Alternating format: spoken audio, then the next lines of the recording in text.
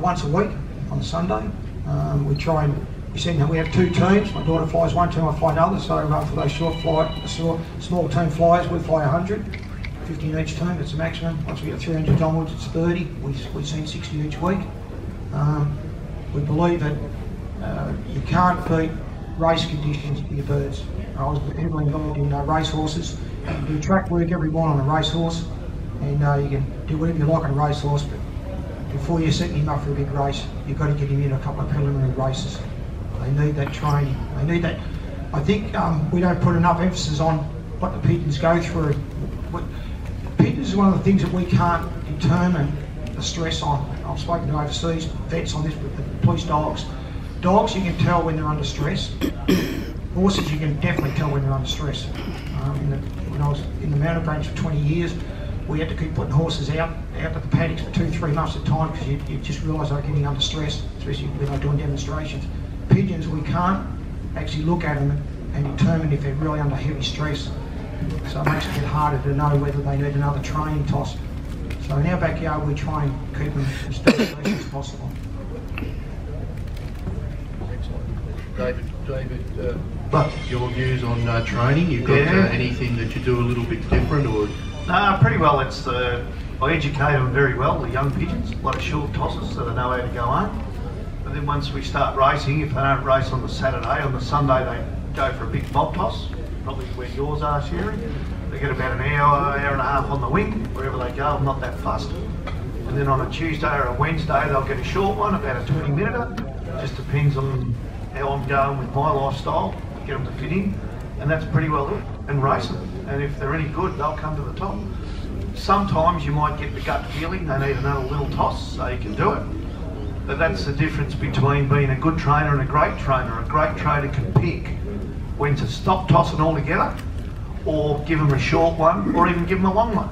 Whereas a good trainer, he just sticks with exactly the same routine that he's been doing the last 30 years and doesn't change. He wonders why he can't beat some of the big guns. You've got to try and change a little bit sometimes with the times. The birds will tell you what they want. So you definitely believe to be flexible as what you're seeing in the pigeons in the loft. At any given time, you're prepared to say, okay, it's time to stop these pigeons and freshen them up. Yep, or that's right. It's time to They'll tell you. accelerator and that's go exactly right. You just pick them up and you just tell by looking at them. Sometimes if they're looking soupy, you don't have to do anything. They're ready to go. Yep, absolutely. So that's as basic as it goes. That's all I do. Thanks for that. Ross Chapman, your training methods, you can give out a little bit or give out all if you like. My training methods. When I first started to fly pigeons down the port, you had to give them 12 or 15 tosses and you had to go across the hills and God knows what. And over the years, I trained twice a week, 3 times a week. And, sorry, can you hear me? Yeah. And I realised that, well, good pigeons are good pigeons and they don't need to be flogged. And over the years, I trained less and less. And as far as giving them an education, my pigeons get their education in races. And you can all laugh at me, but sometimes a bird I send to a race that might have had 2 or 3 training tosses maximum. And so I don't really, I think it's overrated training. I'm not saying if you've got unfit birds you should send them to a race, but if your birds are flying the roof properly and doing an hour and a half off the roof and want to fly, I really can't see much point in training, so I don't. And I've trained less and less over the years, and I've found no difference in the performance. The birds, if they're fitting well, John and I were talking there before, and he sent, I can't remember the amount of time it was, but he won a race just recently with a bird that hadn't raced for about 8 weeks. And I can recall a little towpath where I ran first and second, and when I looked it up, one of the birds had had 8 weeks off and the other one had had 7 weeks off. And all they done was fly around the loft. Now I know you're probably thinking, yeah, bloke's handling himself here, but that's what I do. I just...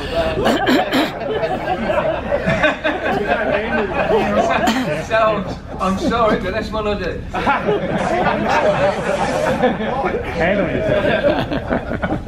If you want to move move away. The question is, John, training. Yeah, training.